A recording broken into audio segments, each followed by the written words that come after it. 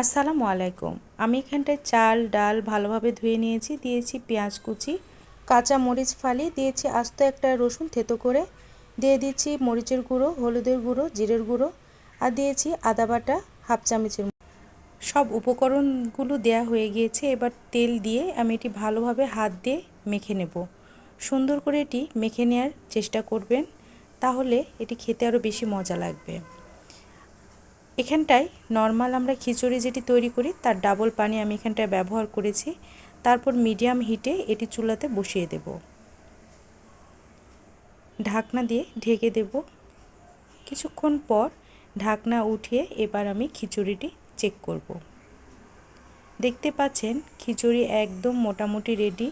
একটু পানি পানি ভাব আছে, কিন্তু এটা একটু যখন ঠান্ডা হয়ে যাবে তখন একদম পারফেক্ট নরম খিচুড়ি তৈরি হয়ে যাবে।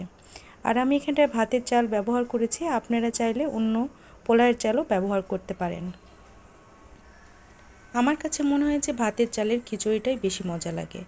আর সঙ্গে পেঁয়াজ, কাঁচামরিচ, লবণ আর সরিষার তেল দিয়ে মেখে নিয়েছি পেঁয়াজের চাটনি, সাথে আচার। খেতে বেশ দারুণ।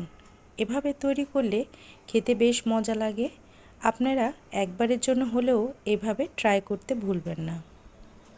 আমার এই রেসিপিটি যদি আপনাদের ভালো লেগে থাকে অবশ্যই আমার চ্যানেলটিকে সাবস্ক্রাইব করে আমার পাশে থাকবেন। আর যদি ফেসবুক পেজ থেকে দেখে থাকেন অবশ্যই পেজটিকে ফলো দিয়ে সঙ্গে থাকবেন এবং আপনার প্রিয়জনদের সাথে শেয়ার করতে ভুলবেন না।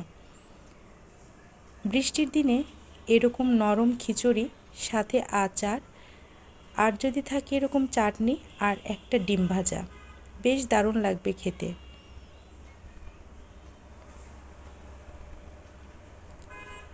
একদম পারফেক্ট নরম খিচুড়ি রেডি। আল্লাহ হাফেজ।